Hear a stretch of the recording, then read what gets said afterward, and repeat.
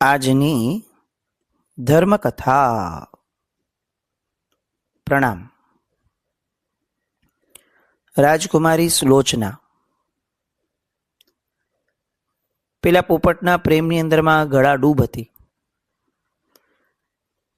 ખૂબ સારો પ્રેમ હતો. પોપટમાં એવી ક્વોલિટીઝ હતી કે જે એની ઉંમર પ્રમાણે એને આકર્ષે સુલોચનાને. પછી આ પ્રેમ ધીરે ધીરે આદત બનવા લાગ્યો અને એ આદત ક્યારે આધિપત્ય બની ગઈ એ કોઈને સમજાયું નહીં. એ ત્યારે જ સમજાયું કે જ્યારે એનો વિયોગ થયો. પોપટને પકડીને પાછા લઈ આવ્યા. હવે તો કે આપણે સામાન્ય પણ એવું વિચારીએ કે આપણું ગમતું પાત્ર આવ્યું હોય પાછું તો આપણે એને પૂછીએ, ક્યાં ગયેલો ભાઈ, કેમ ગયેલો, મને કીધા વગર કેમ વયો ગયો. આ એક સહજ પ્રક્રિયા છે. સામાન્ય માણસ આ કરે. સુલોચનાએ એ સમયે આ ન કર્યું. કેમ ન કર્યું? તો કે અંદરમાં ક્રોધનો આવેશ એટલો બધો આવ્યો કે એણે અભિવ્યક્તિને રોકી દીધી. એક્સપ્રેશન. આપણા અનુભવ છે. તમે જુઓ, કેટલીક વાર આપણે કોઈક વ્યક્તિની હારે માથાકૂટ થાય અથવા કોઈ વ્યક્તિનું કોઈ વર્તન ન ગમે તો આપણે એને તરત કહી દઈએ છીએ કે આવું કેમ કર્યું. પણ આ જ ઘટના જ્યારે આપણા કોઈ બહુ નજીકના વ્યક્તિ હારે થશે તો આપણે વિચારશું કે એને આવું કેમ કર્યું, પણ આપણે એને કહેશું નહીં. કેમ નહીં કહીએ? તો કે એ સમયે મન છે ને આપણને ઘણા વિકલ્પ આપશે કે કંઈ ને કંઈ અર્થ નથી, રહેવા દે ને, કેમ કેવું. પછી તો કેમ કહે છે કે કહીશ તો આવું થઈ જશે, તો નથી કેવું, રહેવા દે. કેટલીક વાર આ બે ધારાથી અલગ ત્રીજી એક ધારા આવતી હોય. ભયના કારણે પણ નહીં, ઉપેક્ષાના કારણે પણ નહીં, ત્રીજી એક વિચારધારા હોય, હું કેમ કહું. એને નથી ભાન પડતી. આ ત્રીજી જે ધારા છે એ અહંકારના કારણે છે. આ અહંકારની ધારા કેમ આવી? જો એ વ્યક્તિ આપણી નજીકનો છે, આપણી સાથે સંબંધ સારો છે એટલે જ આપણને લાગણી છે, ને લાગણી છે એટલે જ વિયોગનું દુઃખ અનુભવાયું છે. તો પછી કહેવામાં શું વાંધો? કહેવામાં વાંધો એ કે આપણું મન અહંકારમાં એટલું બધું લિપ્ત થઈ જાય છે કે એ સમયે એના પ્રત્યેનો રાગ દબાઈ જાય છે, પોતાનાપણાનો અહંકાર મોટો થઈ જાય છે અને એ એવું કહેવડાવે છે, એવું નક્કી કરાવડાવે છે કે હું શું કામ એને કહું. એ પૂછશે તો હું કહીશ, મારે નથી કહેવું. કીધા વગર મારે જે નક્કી કરવું છે હું કરી લઉં, શું કામ કહું. આ તુમાખી એના મૂળમાં લાગણી નથી. આપણા બધામાં છે ને એક જનરલ સ્ટેટમેન્ટ ઘણીવાર આવી જતું હોય કે જેના પર બહુ પ્રેમ હોય ને એની પ્રત્યે હંમેશા ગુસ્સો જલ્દી આવે. આ એબ્સોલ્યુટલી અસત્ય છે. પ્રેમને અને ગુસ્સાને કોઈ લાગતું વળગતું જ નથી. લાગતું વળગતું જે મૂળ મુદ્દો છે એ બેઓની વચ્ચેની એક કડી છે કે જેમાં પ્રેમ ક્યારે અહંકારની અંદર કન્વર્ટ થઈ ગયો અને અહંકારે ક્યારે ગુસ્સો અપાવડાવ્યો એ ન સમજાણું. આપણે જોયું એ જ કે પ્રેમે ગુસ્સો કરાવડાવ્યો, પણ એ બેની વચ્ચેનો એક બહુ મહત્વનો પ્રોસેસ છે કે પ્રેમ ન રહ્યો, પ્રેમ ધીરે ધીરે ધીરે અહંકાર થઈ ગયો. આવું કેમ થયું? તો કે જ્યારે જ્યારે પ્રેમ મળતો ગયો ત્યારે ત્યારે નમ્રતા પણ સાથે આવવી જોઈતી હતી. એ ન ઊભી રહી એટલે અહંકાર આવ્યો. ફોર એક્ઝામ્પલ, કોઈ એક બાળક છે. આ બાળકને આપણે નાનપણથી બહુ લાડકોડ આપ્યા. લાડમાં ને લાડમાં હંમેશા આપણે એને કહેતા ગયા કે બેટા તું તો બહુ સરસ કામ કરતો હોય છે, તું તો જે કરે બેસ્ટ જ હોય, તું જે કરી બેસ્ટ જ હોય. હવે તો કે થોડો મોટો થયો અને એણે કંઈક કર્યું અને કોઈ કે એને ટોક્યો કે ભાઈ ખોટું કેમ કર્યું, આવું ન કરાય. અને બાળક એને ગુસ્સો આવ્યો, હું ખોટું કરી જ ન શકું, અથવા તમે મને કેમ કીધું, અને ભેકડો થશે. તમે એના મૂળમાં જુઓ. એવું નથી કે બાળક ને કોઈ બ્રહ્મ જ્ઞાન થયું છે કે હું જે કરું એ સાચું જ થાય. પણ જ્યારે જ્યારે એને કહેવામાં આવેલું કે તું બરાબર, તું બેસ્ટ કરે, ત્યારે આ ઉપલક્ષણથી કહેવામાં આવે છે. આ હકીકત નથી, આ મારી પાત્રતા નથી, આ તો એનો લાડ છે. આવી એક સમજણ સહજ રીતે બાળક ઊભું નહીં કરી શક્યો, અને વડીલોએ એને આ સમજાવ્યું પણ નહીં કે ભાઈ તને જેટલો પ્રેમ મળે ને, જેટલું માન મળે ને, એટલો તો વિનયી થતો જશે, એટલો ઝૂકતો જશે તો એ તારા ફાયદામાં છે. કેમ? તો કે નહીં તો આ માન અને પ્રેમ માથે ચડી જશે. ઘડતર આ છે, કેળવણી એ આ છે. આપણને એમ લાગે કે આપણે બાળકોને બધું શીખવાડી દઈએ છીએ, પછી એનું જે થાય એ થાય. ન ચાલે. આપણે જગ્યા લઈએ પણ એની વાડ ન બાંધીએ તો, એમ બાળકને સ્કિલ્સ આપીએ, બાળકને ફેસિલિટીઝ આપીએ, કમ્ફર્ટ ઝોન્સ આપીએ, પણ એના રિસ્ટ્રિક્શન ન સમજાવીએ તો એ આપણી ભૂલ છે, એની નથી. પછી આપણે બૂમાબૂમ કરીએ કે આ બાળકો બગડી ગયા. બાળકો બગડી નથી ગયા. બાળકોને બગાડવા ઉપર કમ્પેલ કર્યું છે એના શીખવાડવા વાળા હોય. એક્ઝેક્ટ અહીંયા સિચ્યુએશન આ થઈ કે સુલોચનાને જ્યારથી પોપટ મળ્યો ત્યારથી એને પોપટ પ્રત્યે રાગ, અનુરાગ બધું જન્મવા લાગ્યું. પણ ધીરે ધીરે એણે એવું માની લીધું કે આ મારી જાગીર છે. કેમ? તો કે હું એને પિંજરામાં રાખું છું, એ અશક્ત છે, મારા કરતાં એ થોડો ઇનકેપેબલ છે, હું વધારે કેપેબલ છું, તો દેટ મીન્સ કે હું એની બોસ છું, હું એની માલિક છું. આવું જતાવાતું નથી, આવું અંદરથી કેળવાય છે મનમાં. કોઈ પણ ઘટનાને જ્યારે બહુ માઇન્યુટ રીતે મનમાં આવું કેમ થયું, એના જવાબ મળ્યા પછી આવું પણ કેમ થયું, એનો જવાબ મળ્યા પછી આવું પણ કેમ થયું, આવું સંશોધન જ્યાં સુધી નહીં કરીએ ત્યાં સુધી આપણે ક્યારેય આ રાગ અને દ્વેષના એકચ્યુઅલ સ્વરૂપ સુધી પહોંચી નહીં શકીએ. ફક્ત રાગ દ્વેષનો નિર્મૂલન આવા શબ્દ ન બોલાય. રાગ દ્વેષ બહુ મોટો એક ફ્રેઝ છે, બહુ મોટી ટર્મિનોલોજી છે. એનો માઇન્યુટ લેવલ ઉપર આપણને કયું નડતર હતું એ તો આપણે એનાલાઇઝ કરીને જ સમજશું. રાજકુમારી સુલોચના એ ન કરી શકી. શું થયું? તો કે પોપટ આવી ગયો ફરી પાછું પાંજરામાં કેદ થઈને. એને પૂછી લેવું જોઈતું હતું, પોપટ રોજ વાતો કરે છે, પૂછી લેવું જોઈતું હતું કે કેમ વહી ગયેલો ભાઈ, પણ એક પણ શબ્દ ન બોલી. અને ઓલો પણ ના બોલ્યો. હવે ઓલો તો અલગ જ ભાવમાં છે ભાઈ, એ તો એના વૈરાગ્યમાં છે, એ સામે ચડીને કેમ બોલે? અને તરત જ સુલોચના કંઈ જ ન બોલવા છતાં મનમાં ને મનમાં એટલું બધું બોલતી ગઈ કે ધીરે ધીરે ધીરે એની લાગણીઓ આવેશમાં, આવેશ ક્રોધમાં, અને ક્રોધ હિંસામાં પરિણમન થતો ગયો. કોઈ પણ હિંસા સૌથી પહેલા મનમાં થાય છે. તમને ને મને લાગે કે આ બારે આપણે કોઈકને થપ્પડ મારી, એ હિંસા થઈ. ના, સૌથી પહેલા એને થપ્પડ મારવાની હિંસા તો મનમાં થાય છે. પછી એ મનમાંથી ઉઠેલો ભાવ અતિશય ઘૂંટાઈ રાખે છે, વારંવાર પકડીને રખાય છે. બ્રેક ઇવન પોઈન્ટ ઉપર પણ એ બ્રેક નથી થતો. પછી એ સેચ્યુરેશન પોઈન્ટથી આગળ વધતા વધતા વધતા એ શરીરના સ્તર પર જાય છે. કોઈ પણ હિંસા પછી એ શબ્દથી હોય કે બહારથી થતી હોય, વર્તનથી, એની શરૂઆત મન છે. આપણે મનના સ્તર પર એને રોકી નથી શકતા, મનના સ્તર પર એના પ્રતિપક્ષી ભાવો નથી આપી શકતા. એ આપણી ઇનકેપેબિલિટી છે. એ જો આપી દીધા હોય તો આ જગતમાં અત્યારે જેટલું નબળું થાય છે એટલું ન થયું હતું. સુલોચના ન કરી શકી. એ મનમાં ને મનમાં આવો ભાવ ન ભાવી શકે કે હું એને પૂછી લઉં ને યાર, કેમ વયો ગયો? આટલા વખતમાં નતો ઉડીને ગયો, અત્યારે અચાનક તને શું થયું ભાઈ? કેમ ઉડી ગયેલો? અચ્છા, ક્યાં ગયેલો? એ ક્યાં ગયેલો એ પૂછ્યું હોત ને તોય ઘણા જવાબ મળી જાત કે અચ્છા ત્યાં કેમ ગયો? એને નક્કી કદાચ આ ભગવાન ગમી ગયા હશે. પણ ના, કોઈ જ વ્યવહાર નહીં. હું કેમ પૂછું અને એને કેમ આવું કર્યું? જ્યાં સુધી જીવની દ્રષ્ટિ પરમાં છે ને ત્યાં સુધી એ કોઈ પણ ઘટનાને સાચી રીતે એવેલ્યુએટ કરી જ નહીં શકે. સાચું ઇવેલ્યુએશન એ ફક્ત ને ફક્ત દ્રષ્ટિને સ્વમાં ખેંચવાથી થાય છે. એણે શું કર્યું એ જોવું મારું કર્તવ્ય નથી, મારો અધિકાર નથી. મેં કેમ કર્યું મારે એ સમજવું પડે. કેમ કર્યું એટલે એની અંદરનો મૂળ ભાવ, બેઝથી, સોર્સથી.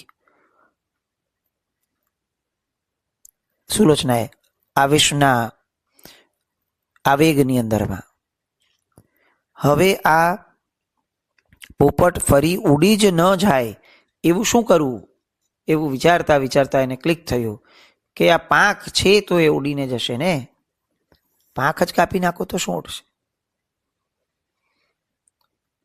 અને પોપટ ક્યારેય ઉડી ન શકે એટલા માટે એની પાંખ કાપી નાખવાનો નિર્ણય કર્યો.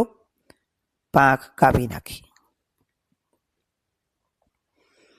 અહીંયા એને કલ્પના કરી છે કે આ પોપટ આટલી ક્રૂર કેમ થઈ, કારણ કે એની કલ્પનામાં એણે આ અસત કલ્પનાને વારંવાર સેવી કે આ પોપટ મારી સાથે લોયલ નથી. આટલા વખતથી મેં એને સાચવ્યો પણ હવે એ મને વફાદાર નથી રહ્યો. અને જે વ્યક્તિ, જે તત્વ વફાદાર ન હોય એની શક્તિઓને કાપી નાખવામાં જ એનું અને આપણું બંનેનું હિત છે. આ વિચારણા સુલોચનાના મનમાં બરોબર ઘર કરી ગઈ. એક એક વાત સમજો. એને રોષ જન્મ્યો હતો તો એને રોષ વ્યક્ત કરી દેવો જોઈતો હતો. બોલ કેમ આવું કર્યું? ન કર્યું. એને એ સેન્સમાં વિચાર્યું કે મેં એની માટે આટલું કર્યું તો એણે કેમ મારી માટે આ કર્યું. આ જે મેં કર્યું વાળું કર્તૃત્વ એ એના મગજ પર હાવી થયું. એ વિચારી શક્યો તે સમયે કે મેં શું કર્યું, મને તો પપ્પાએ આપ્યો એને, પિતાજીએ, એ પછી હું એને સાચવતી હતી, રોજ મારી યારે એ પણ વાત કરતો હતો, એને પણ ઇનપુટ તો મૂક્યું છે, બધું મેં જ કર્યું, આવું તો છે નહીં. તો પછી મેં કેમ આટલું બધું મેં કર્યાના વાતને આટલા બધા માથે ચડાવવાનો વિચાર કર્યો? પણ એ ન કર્યું. એક્ઝેક્ટ સિચ્યુએશન જુઓ. શંખને કલાવતીને પૂછવાનું મન ન થયું. શંખનું કર્તૃત્વ જાગ્યું કે મેં એને આટલો પ્રેમ આપ્યો અને આ પાત્ર નીકળી. જેમ પોપટને એક વાર પૂછી લીધું હોત કે બકા કેમ ગયેલો ઉડી, આટલા વખતથી નતો ગયો ને, તો એ સમયે શંખે પણ વિચારી લીધું હોત કે કલાવતી આ કોની વાત કરે છે, જરા મને કહે ને બેટ. આ થયું હોત, ચોક્કસ થયું હોત. જ્યારે જ્યારે કર્મબંધ થાય છે ત્યારે ત્યારે આપણા દ્વારા થયેલું ડીડ એટલે કે કાર્ય એ જ ઇફેક્ટ પામે છે એવું નથી. એ કાર્યના બેકગ્રાઉન્ડની અંદરમાં ભાવ કયો છે એ પણ સામી વ્યક્તિમાં આરોપિત થાય છે. આ સુલોચનાનો જીવ એટલે કલાવતીનો જીવ, અને પેલા પોપટનો જીવ એટલે શંખનો જીવ. સુલોચનાએ પોપટ સાથે જે વર્તન જે ભાવથી કર્યું એને એ જ ભાવ સાથે એ વર્તન શંખ દ્વારા મળ્યું. હવે વિચાર કરીએ કે પોપટ તો વૈરાગી હતો, પોપટે કેમ આવું કર્યું? એના બીજા ભાવની અંદરમાં એણે કેમ કલાવતીના કાંડા કપાવ્યા? તો કે એણે નથી કપાવ્યા. એનું ચાલ્યું હોત તો એ ન કાપત, કારણ કે શંખને તો ચિક્કાર પ્રેમ હતો. આપણે જુઓ વચ્ચેનો એક આટલો નાનો એપિસોડ ભૂલી જઈએ કે જેમાં શંખે અવિશ્વાસ કર્યો, આવેશ કર્યો અને હિંસા કરી લીધી, એટલે કે કાંડા કાપી લીધા. આટલા એપિસોડને ખાલી એક કટ કરી નાખીએ તો સમજાય કે શંખ એની પહેલાંય ચિક્કાર પ્રેમ કરતો હતો, એની પછી એ ચિક્કાર પ્રેમ કરે છે. તો આટલા એપિસોડની અંદરમાં એને આવું કેમ કરવાનું મન થયું, એને ભાન કેમ ભૂલાયું? તો એનું કારણ આ છે કે કલાવતીના જીવનું કર્મ એવું હતું કે એને સુલોચનાના જન્મમાં એક્સપ્રેશન નહીં આપ્યું, વાતચીત ન કરી, પોતાની મેળે જ નિર્ણય કરી લીધો અને પોતે જ પોતાના કર્તૃત્વને માથે ચડાવડાવી અને નિર્ણય કરાવીને પાંખ કાપી લીધી. એવરીથિંગ, બધું જ એણે પોતે કર્યું. સામી પાર્ટીને એણે ઇન્વોલ્વ જ ન કરી. જો પૂછી લીધું તો શું વાંધો આવત? આવો પ્રશ્ન આપણને સુલોચના માટે પણ થાય અને શંખ માટે પણ થાય. આટલી મોટી હેવી સજા આપવાની શું જરૂર હતી? ભાઈ તમે પિંજરામાં રાખો જ છો, પાંખ કાપવાની શું જરૂર છે? એમ તમે ભાઈ એને જંગલમાં તો મોકલી દો છો, તો કાંડા કાપવાની શું જરૂર છે? સુલોચનાનું સૌથી માનીતું આ પોપટ હતું, સૌથી માનીતું જીવનમાં અંગ એનું. એની પ્રત્યે આટલી ક્રૂરતા કરતા એને વિચાર ના આવ્યો? જેમ એ પ્રશ્ન થાય એમ આ પ્રશ્ન થાય કે શંખ માટે એનું પોતાનું પ્રાણ હતી કલાવતી, એની સાથે આટલી ક્રૂરતા કરતા એને વિચાર ના આવ્યો?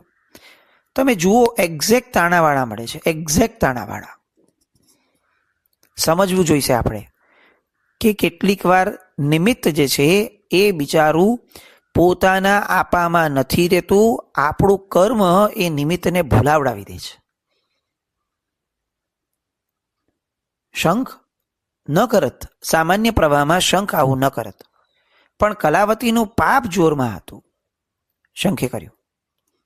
આપણે એમ નથી કહેતા કે શંખનો કોઈ વાંક જ નહોતો, કારણ કે આપણે એવું પણ નથી કહેતા કે પેલો પોપટ જે છે એ વિતરાગી હતો. પોપટની પાંખ કપાઈ હશે તો પોપટને દુઃખ તો થયું જ હશે, એમાં ના નથી. પણ જાતિ સ્મરણ જ્ઞાનવાળો જીવ છે એટલે કેટલાક સમય માટે જ એને આ સુલોચના પ્રત્યે અભાવ જન્મ્યો હશે. એટલે એ જે કેટલાક સમય માટેનો અભાવ જન્મ્યો ને, એણે એના પછીના જન્મની અંદરમાં કલાવતી પ્રત્યે જે કરવાનું છે એમાં એને બળ મળ્યું. નિમિત્ત કેમ શંખ જ બન્યો? કારણ કે શંખે પણ એક બેકગ્રાઉન્ડ તો ઊભું કરેલું હતું પોપટના ભાવમાં. એટલે વન સાઇડેડ ક્યારે પણ નથી વિચારાતું કે કલાવતીના પાપનો જ વાંક હતો. નહીં, શંખની પણ પોતાની પાત્રતાનો વાંક તો હતો જ. એટલે જ નિમિત્ત તરીકે શંખ સિલેક્ટ થયો, બીજું કોઈ ન થયું. So it works mutually. કોઈ પણ વસ્તુ ઘટનાને એકાંતે નથી લેવાની. અનેકાંતવાદ એટલે જ મહત્વનો છે કે દરેકના એક પર્સપેક્ટિવ છે. શંખે એ રીતે વિચારવું જોઈએ કે મારો જ વાંક છે, અને કલાવતી એમ વિચારવું જોઈએ કે મારો જ વાંક છે. એક્ઝેક્ટ સિચ્યુએશન આ છે. ભોગવનારની ભૂલ, જે ભોગવે એની ભૂલ. આ સનાતન સત્ય કેમ આવી રીતે ટ્રુથમાં ગણાય? કારણ કે અહીંયા સ્થિતિ આ છે કે આપણો અનેકાંતવાદ અને આપણું ભવિષ્ય એ આપણને આ જ રીતે સુદૃઢ કરી શકશે કે તું તને ત્રાસ આપનાર વ્યક્તિ કે તત્વ તરફ ન જો, તું તારી પોતાની જાત તરફ જો. અને ત્રાસ આપનાર નિમિત્ત માટે એમ કહે છે કે તું ઓલાએ શું કર્યું એ ન જો, તે કેમ આવું ખોટું કર્યું તું એ જો. એના પાપને ઉદયને ન જો, તું તારા પોતાના ખોટા પુરુષાર્થને જો. ભોગવનારે હંમેશા પોતાના ભાગ્યને કે પોતાના પૂર્વકર્મને જોવું જોઈએ, અને નિમિત્તે હંમેશા પોતાના પુરુષાર્થને જોવું જોઈએ. આપણે લોકો એક્ઝેક્ટ રિવર્સ છીએ. જ્યારે આપણે ભોગવીએ છીએ ત્યારે આપણે એ વિચારીએ છીએ કે મેં કેટલો પુરુષાર્થ કર્યો છે આ ભાવમાં, તોય મારે આવું ભોગવવું પડ્યું. અને પેલું નિમિત્ત એમ વિચારે છે કે હવે હું તો નિમિત્ત માત્ર છું, મને શું એનું પોતાના પાપનો ઉદય હશે તો થયું હશે. બહુ જ રિવર્સ છીએ આપણે, અને અહીંયા જ આપણે માર ખાઈએ છીએ. ફક્ત ક્રોધની બાબતમાં નહીં, દરેક બાબતમાં આપણી વિચારસરણી એક પ્રોપર અપ્રોપ્રિએટ વિચારધારા હેઠળ છે જ નહીં. આપણે એક્ઝેક્ટ રિવર્સ વિચારધારામાં છીએ. આને મોહનીય કર્મ કહેવાય. આ એક્ઝેક્ટ તાળો આપણને મળ્યો કે શંખે વિચાર્યા વગર કેમ કલાવતીના કાંડા કાપી દીધા? કારણ કે સુલોચનાના ભાવમાં એણે વિચાર્યા વગર પાંખ કાપી નાખી હતી. હવે તો કે આ તો અણસન સ્વીકારી લીધું પોપટે. કેમ? તો કે ભાઈ મારે તો નિયમ છે. તમે વિચારો, એણે અણસન સ્વીકારી લીધું ને તો પણ પેલી સુલોચના એને પૂછતી નથી કે તે કેમ અણસન સ્વીકાર્યું. એ કંઈ ખાતો પીતો નથી. સુલોચનાનો ગુસ્સો હજી પણ મગજ ઉપર ચડેલો છે કે ન ખાવું હોય તો ન ખાય, હું નહીં પૂછું એને. તમે ઇફેક્ટ જુઓ પાછી. આ તો ખાલી બહારની ઘટના થઈ. અંદરની ઘટના તો કે સુલોચનાનો પ્રેમ તો અતિશય છે.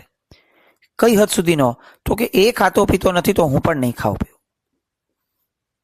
આવી ઘટના જોઈ છે કે જેમાં અંદરથી વિયોગનું દુઃખ પણ અનુભવાય છે, પોતે ભોગવે પણ છે, અને તેમ છતાં મોઢેથી એક શબ્દ બોલવા તૈયાર નથી.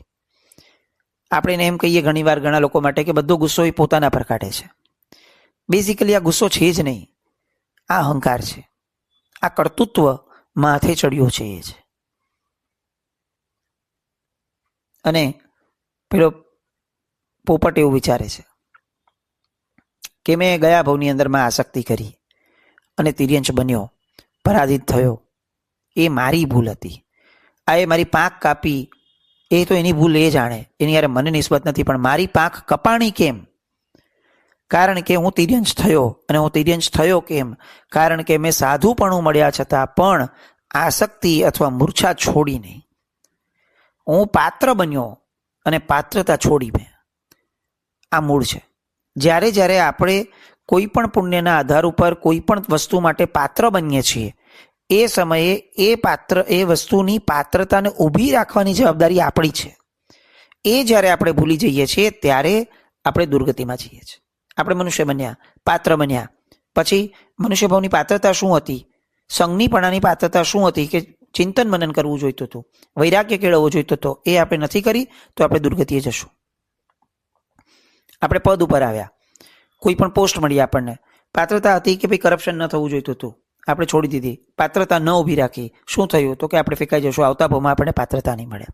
આપણને 5 ઇન્દ્રિયો મળી, પુણ્ય મળ્યું, પાત્ર મળ્યું. પાત્રતા તો કે ઇન્દ્રિય દ્વારા કંઈ પણ શુભ કરવાની વિચારણા કરવી જોઈતી હતી, એ ન કરી, અશુભની અંદરમાં ઇન્દ્રિયોને લઈ ગયા. શું થશે તો કે આવતા ભાવમાં ઇન્દ્રિયો ઓછી મળશે. પાત્ર બનીએ ત્યારે સૌથી પહેલો વિચાર પુણ્યનો નહીં, પાત્રતાનો કરવાનો. આ જ્યારે જ્યારે આપણે નથી કરતા ત્યારે ત્યારે ફેંકાઈ જઈએ છીએ. ભવાંતર આખું એ આપણું ખતમ થઈ જાય છે. પાત્ર બન્યા પછી પાત્રતાનો વિચાર કરવો એ આત્યંતિક ફરજ છે જીવની. સાધુના ભાવમાં એ ન કર્યું, પોપટ બન્યા, પોપટના ભાવમાં અણસણ સ્વીકાર્યો, રાજા શંખ બન્યા. પુણ્ય એ ફળ આપે છે, પાત્રતા વિકસાવવાનું કામ એ જાતે કરવું જોઈએ.